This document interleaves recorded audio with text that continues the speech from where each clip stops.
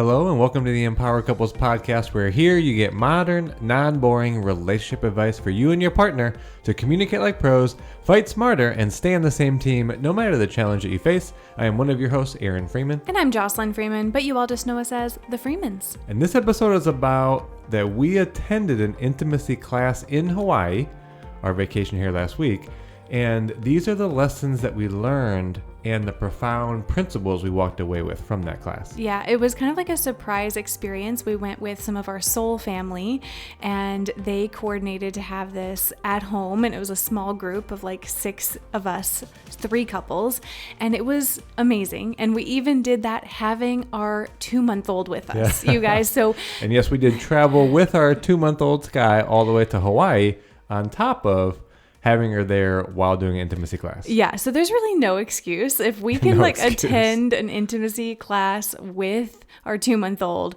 you can do anything. After a 6-hour flight. Exactly.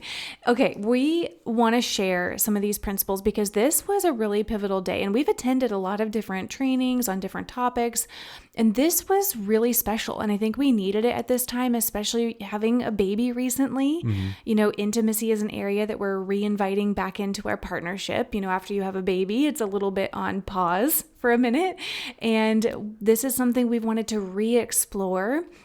And even, to be honest, sometimes having a baby, it feels like there's no space for this.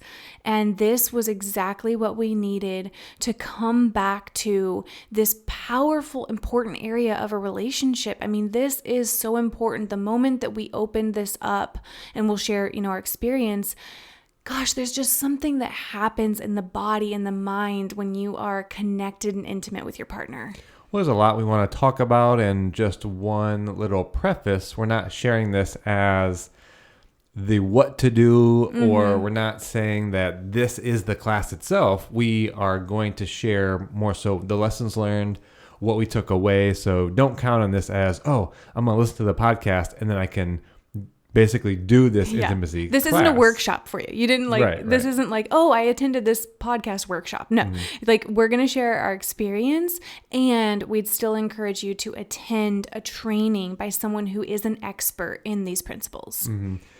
And just to start off, I do want to also say, depending on the season that you're in as you're listening to this, I think intimacy is supposed to change. Mm-hmm. And of course, for us in communication and conflict resolution, there's communication, and then there's the intimacy, emotional intimacy that comes from your openness, from how you communicate, how vulnerable you are. And of many of the couples that we coach, when that's missing, it's really hard to get into a physically intimate space that is truly satisfying. It can feel very mechanical. It can feel routine. It can feel functional. Mm-hmm. And you can be missing that.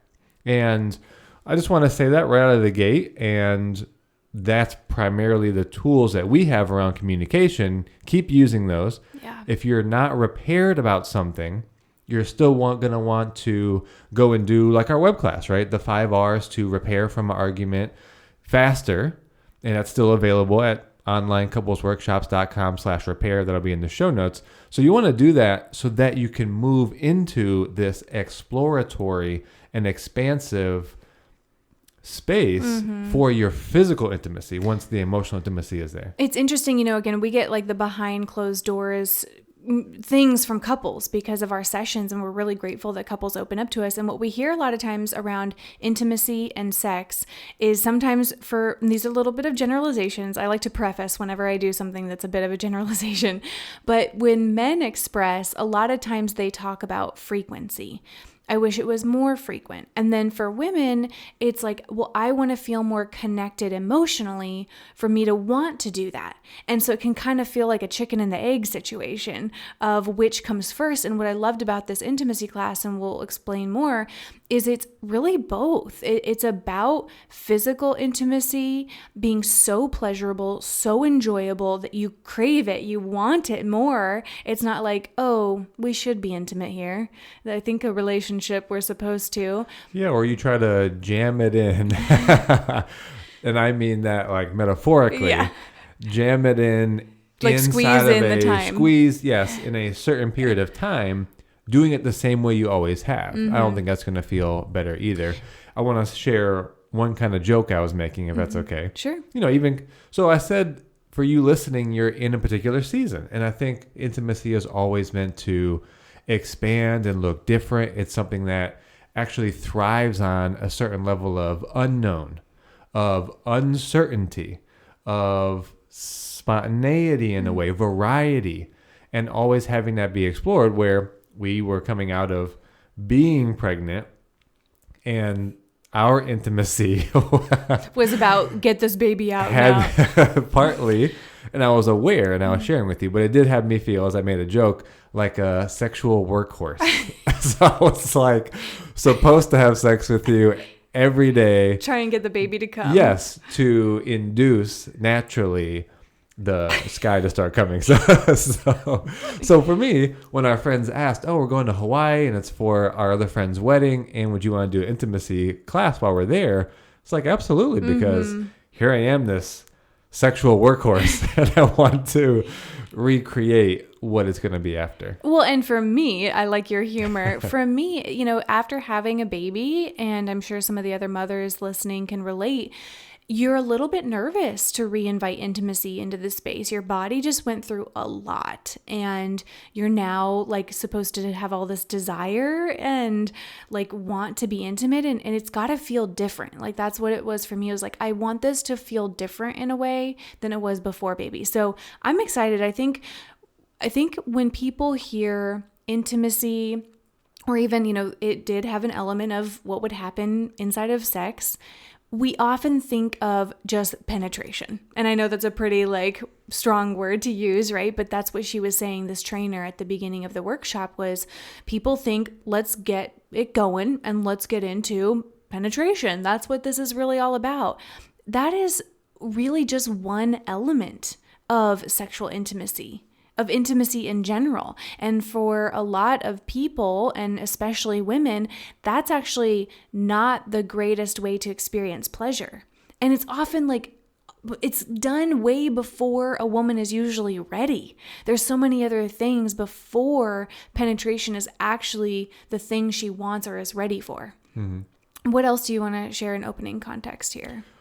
Well, I know I was bringing some humor to it, but to be completely honest, when we were in those really last 2 weeks leading up to birth, when I said sexual workhorse, it did feel for me very functional, right? So it really took away some of the feeling I would have before, like the intimate space, the sort of newness, the freshness, but see, more than that, really, it didn't really have the energy of desire and of passion. And so I didn't want to step over that, right? Because it really leads us into a huge part that doesn't really get looked at, and that is, where are you both at? I say energetically, but you could also think of this as your attitude, your mood.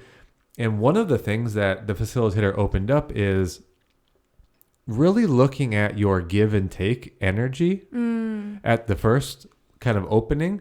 And I think a lot of times, even if you set out to be intimate with your partner, you want to please them. So there's a certain give about that.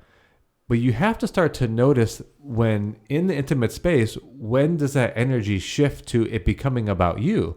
And it becomes a very take energy. And I'm not just talking about the beginning, right? Maybe a few minutes in, halfway in. At what point do you notice that your energy has shifted to now it's a take? You're taking from your partner because you're looking to please yourself. And I really had to kind of check myself, wow, that does happen. And I think for men, the physical body gets to a place where you feel that you want that pleasure, so it becomes a take. Yeah, it's interesting you say that. And the other thing that brings to mind is the importance of our breath. Now, I know that doesn't sound that exciting. Believe me, we're going to get to a principle that's pretty juicy here and kind of naughty sounding, so we'll get to that. But I want to start with the breath. And she had us do this opening exercise of trying to get our breath in sync, and then even have one of us who's breathing in, the other would breathe out, and then kind of keep switching to get on the same page energetically, our nervous systems. And I think that's important to remember is that your nervous system, whether you are, trying to be intimate, but you're really anxious, or you're trying to be intimate, but you two are frustrated with each other, it's not going to go well because you're not in sync and synergy with each other. And so remember, as you go into the intimate space, that your breath is important. Are you slowing down? Are you breathing together? A lot of our energy gets activated with how we're breathing. Think about, are you breathing shallow right now as you listen to this? Like, is it a very superficial breath, or are you really taking those deep breaths in and out? And even when you go into the bedroom, try just even that. Try elongating your breath. Try breathing together. Try breathing, longer and faster. And it does start to activate this fire. And then slower. You really just want to maybe start to match your breath, or then alternate. And it really brings you more present too. I know it's a funny thing to think about that in an intimate setting, you're not present, but you can be maybe in your oftentimes head. We're not. Yeah. Well, in your head. Yeah. In your head, totally. Or focus on yourself. And I think there's an intimacy that gets created when you're present, as in, yes, looking at each other in the eyes.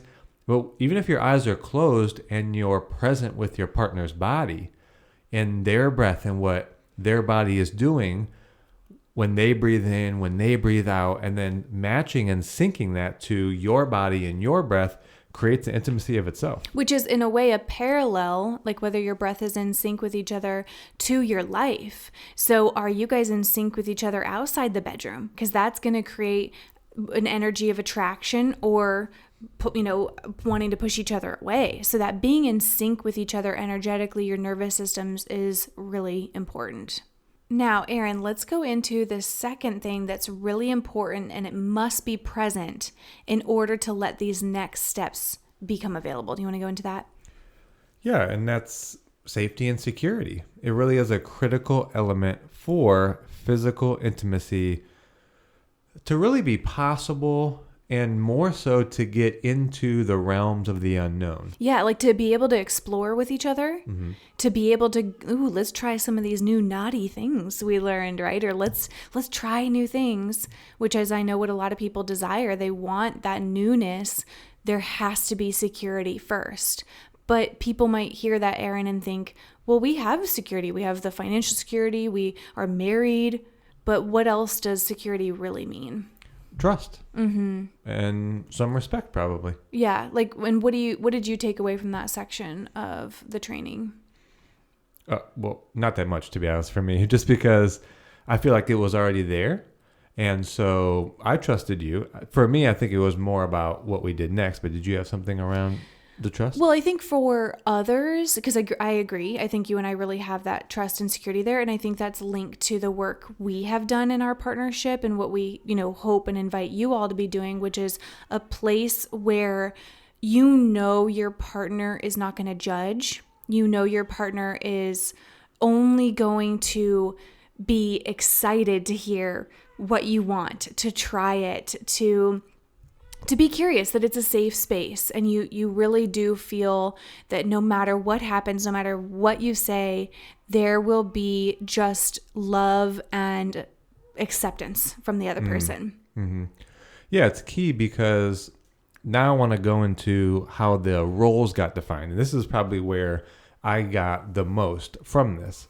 So how it was then set up was to really set up the roles of a dom and a sub. Okay, just say that again, because this is where it gets exciting, okay?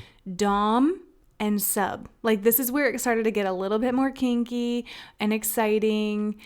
Yeah, you keep on saying naughty and kinky, and maybe that was your experience. That wasn't that way for me. I just liked how there was a certain structure that we could play inside of. Yeah, so the structure it was very helpful. playful for me. Yeah, I mean, maybe some people see it as naughty or kinky, but it doesn't have to be. And, we'll share more honestly here, because when we started to go into this, you don't have to imagine us, but imagine a scenario in which your 2-month-old baby is actually being held by your partner. And Sky is like wanting to feed and nap, and like you and I are trying to be present with each other and breathe. And one of the things that came up, which is I think was a key part of all this, is you had mentioned to me, like, slow your breath down. And however momentary in that moment, what I felt inside was this sort of a like trigger or this emotion that came up of, well, I'm the one leading here. So like, don't try to control how this is going. Right. Mm-hmm. So that caused a little bit of an upset between us. And we had to take a break, like with Sky. We went out of the room and I came back and I was just sharing that came up. And then that had you feel, why don't you just share? Well, it was just hard to hear because here I was trying to like do this workshop and take care of this baby who was sometimes crying, sometimes needing to feed, sometimes needing a nap. And so I'm trying to do it all. And to hear that that's what was coming up for you just felt like a quote unquote slap in the face. Mm-hmm. And I was like, I wish your share would have been more like, I miss my partner, or wow, I can really see how much she's doing. And so that's what came up for you. I was like, see, we got to work through that. That's what I said, is like, we got to work through that thing you have about being controlled, mm-hmm. which pops up once in a while. Yeah. And I think that was a part of what I took away from all this. Like the intimacy class and the space isn't always going to be this thing where you just sink in with one another. Mm-hmm. I think it's going to bring up things. And I think a part of what it can be as a benefit is for these things to come up so long as you notice them and deal with them. So I got checked from a brotherly love perspective by both of my friends a little bit later that I did not handle the next moments of this situation well. Mm-hmm. So for me, because you were visually upset about it, mm-hmm. and it's like I listened to you, but I was waiting to share my side of things. What my upset... So then I got triggered. I really got triggered and defensive because I felt that you wouldn't have even known that came up for me. So that feeling of control was something I was voluntarily sharing with the group. And you didn't know that in the moment. So here I am, I'm sharing for myself. And how can I be judged by a few seconds worth of something that comes up for me? Mm-hmm. And I got defensive there.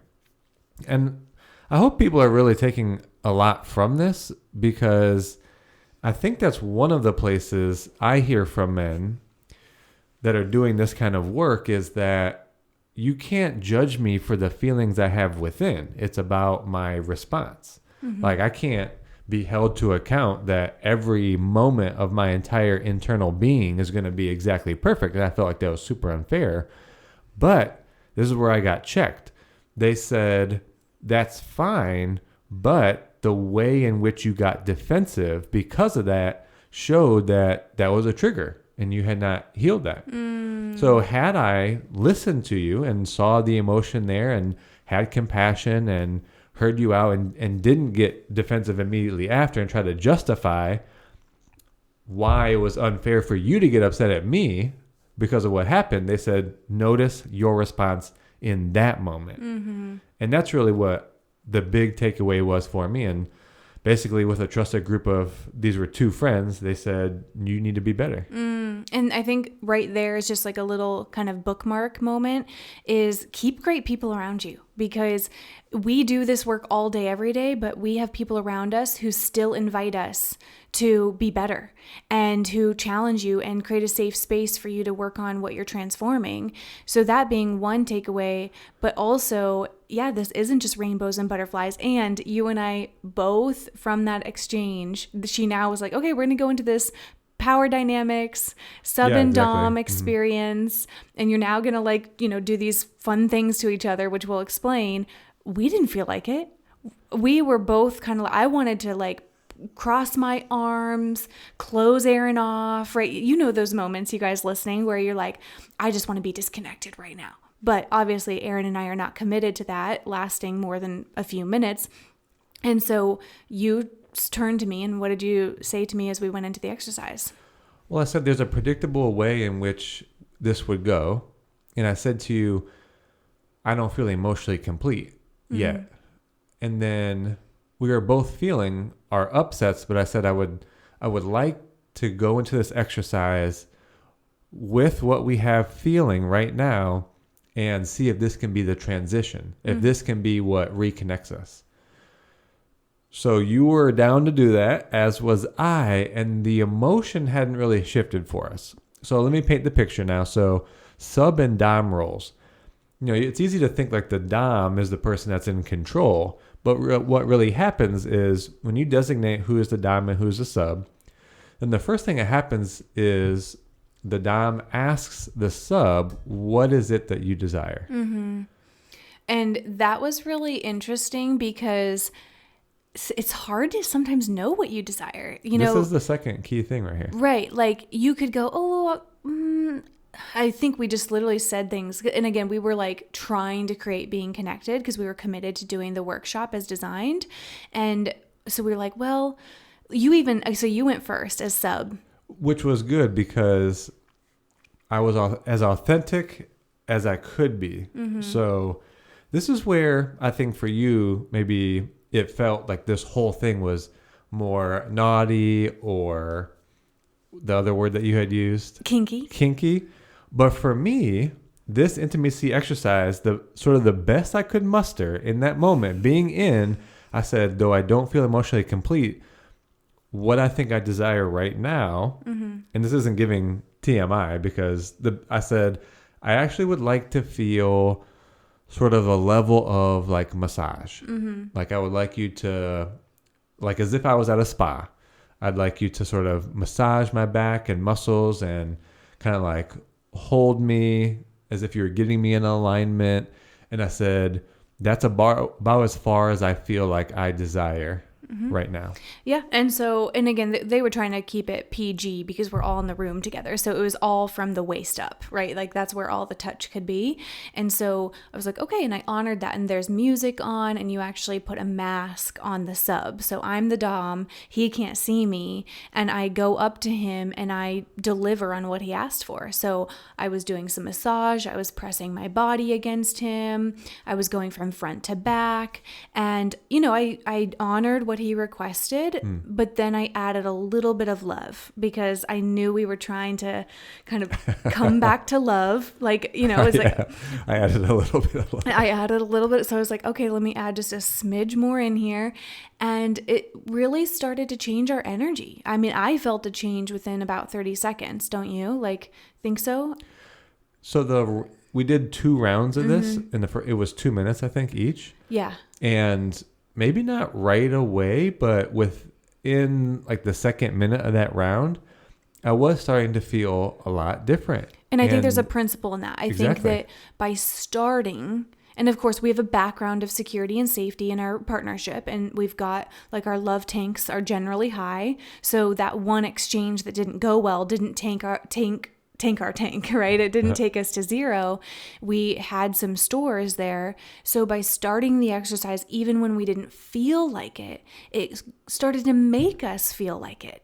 It started to change our energy. It started to have our bodies remember that, okay, yes, we just had that moment not go so well, but we love each other.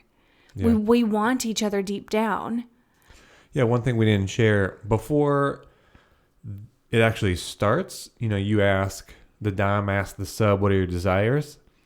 But they also ask, what are your boundaries? Like, what are your limitations here? What, like, don't you want? As well as kind of funny, like, what are your owies? Yeah. Like, do you have any places that hurt? So I actually shared, because I made the most rookie Hawaii mistake. I got sunburn the first day. So I said, I actually have a sunburn on the top of my back. So, just let that be known. Yep. So by the end of it, and I would like you to share, we'll just kind of fast forward my experience, but by the time the first round was over, I actually, because of you honored my request, and so even though it seemed like the dom would be in control, it's actually the sub, because the sub is saying, here's what I desire, here are my boundaries and limitations, and then the dom has to play within the rules of the game, and they can kind of do things that they're naturally inclined to do. But it was interesting to me to see that the sub was actually kind of quote unquote in control. So just the fact that you honored what I had asked actually had me feel way more safe. It had me feel like I wanted more from you. And it also brought me clarity. Because like the first time it's like, well, what do I desire? I'm not really sure. And after you did some things, I'm like, oh, you know what? I really like that.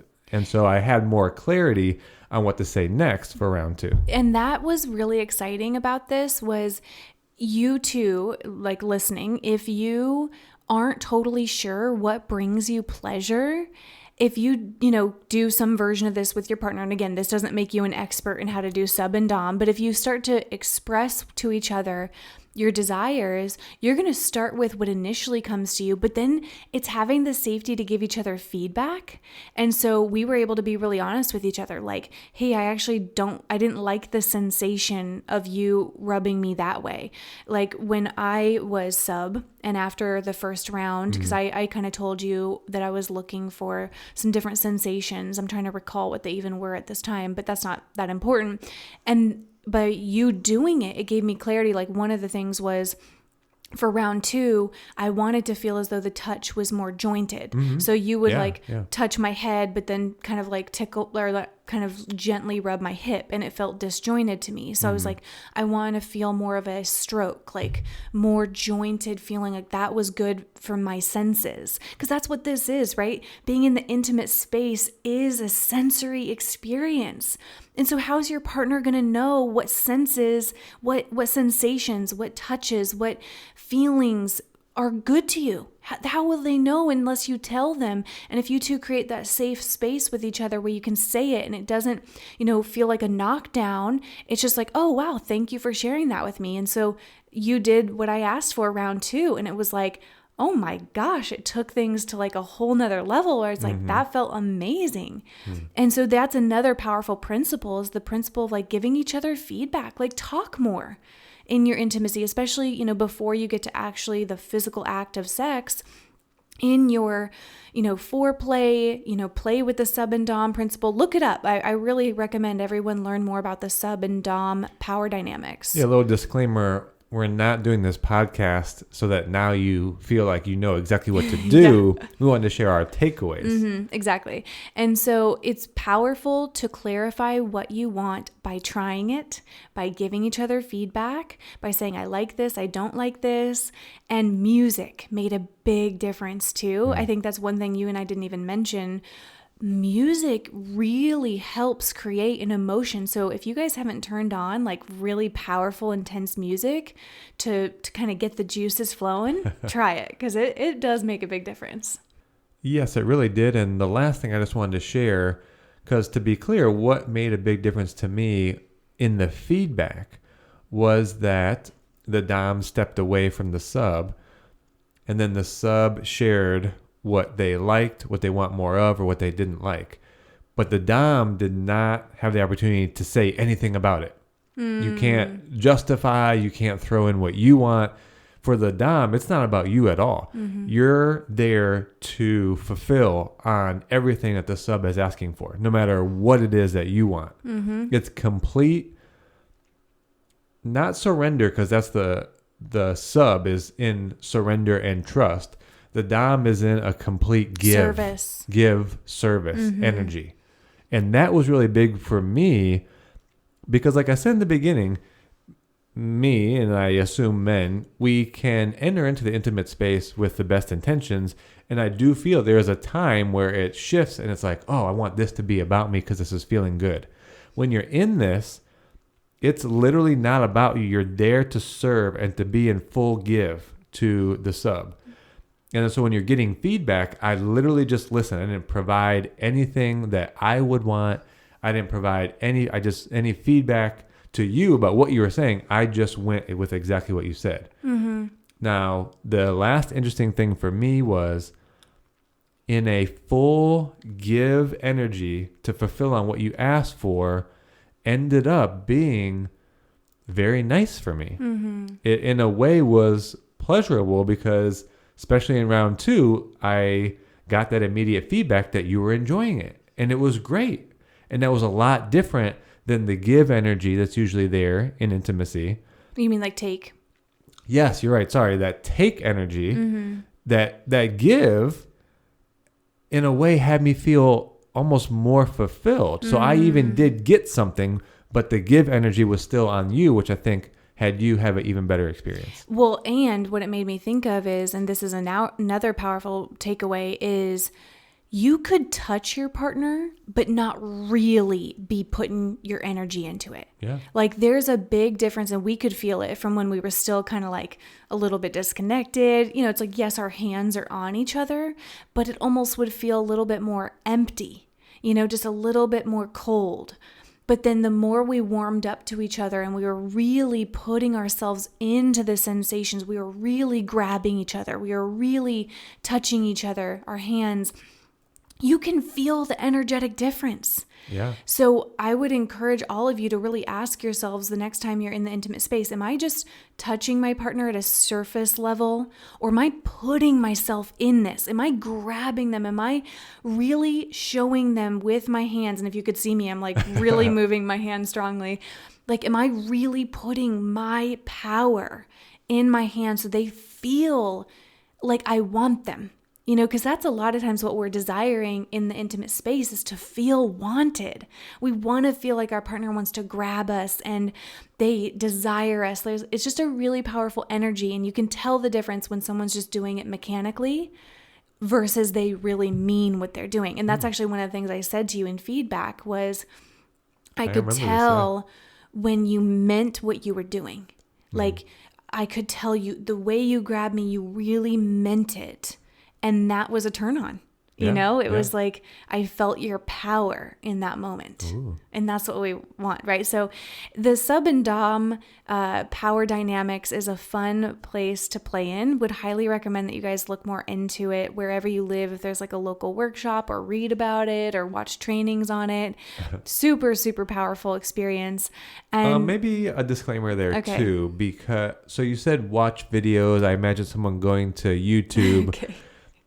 YouTube might not have the level of intention that we were put in. Mm-hmm. Like, all right, I'm going to just say it straight. If you go search sub and dom on YouTube, you're going to find some crazy stuff. Oh, probably. That's true. Right. You're right. Like, you're not going to find the most conscious level, the most intentional, and actually a friend of mine used a good word, the most clean version of this. Yeah, it's very true that you say that, actually, because you can look that up and it is purely kinky sex, like just pleasure. Well, it's a lot of take. You know, when you talk about sub and dom, it's like dom is dominating people and in full control and not really caring about what the other person. No, that's all wrong. The dom is actually in service of the boundaries. And if boundaries aren't being played by, if they're not being honored, you get into a very skeptical, a very just unsafe place. Not great place either. Yeah. So it is about like going to someone who truly is going to do this in a sacred way, who sees intimacy as like a spiritual experience in a way, and that it is the ultimate surrender, the ultimate place to trust your partner, and that it isn't just about getting off. It is truly like a reverence for your partner and a love and just wanting to connect in that physical plane and explore, but make it super safe and playful and pleasurable. So we hope that you've enjoyed this topic. By no means is it a masterclass in what to do, but we hope it at least shows you something possible. You know, again, this is an area we're exploring. We know a lot of you are parents, and that this can be an area of the relationship that gets set aside. Or a lot of people we know want to explore an intimacy, but just don't even know how. And we found this to be a really powerful framework, because otherwise it's like, what do? You walk in the room and you're just like, okay, what do we do here? You know, it can feel awkward. Like maybe you buy a toy or you turn on the music and candles, but that doesn't even do it. And this was really a powerful way for us to explore what we desired. And I'll tell you, you know, the non-PG version, we took some time to use this principle on our own when no one else was around. And it was really, really powerful and exciting and pleasurable. And anything you want to say in closing? Well, I did want to say, and we still had Sky around. So it wasn't like we had an abundance of time all of a sudden.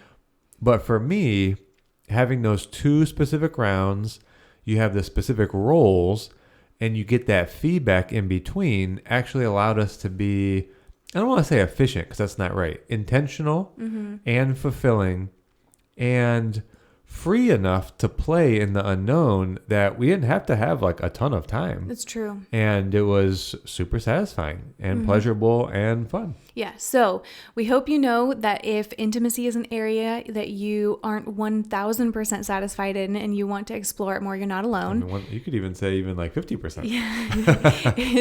It's a big area for a lot of couples, because where are you supposed to learn this, right? Just like communication, where are you supposed to learn to make intimacy super pleasurable? And it's, again, not just about the sexual act, right? It's like that energetic. So we hope you enjoyed this. And if you haven't watched our free web class on the 5 steps to repair after a conflict, super important, because that can be sometimes what's blocking you from intimacy is the lack of repair.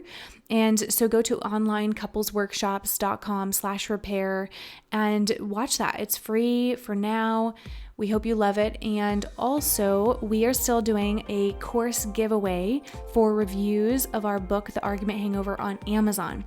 So if you've read at least a chapter, maybe the whole book, go write a review on Amazon, please. It makes such a big difference for authors. It is the way that we can spread the word to more people. And we're going to be picking a couple of people for a free course. So please go and do that. It takes you just a few seconds and makes such a big difference for us. We love you all. We'd love to hear how you enjoyed this episode, and we will talk to you next time.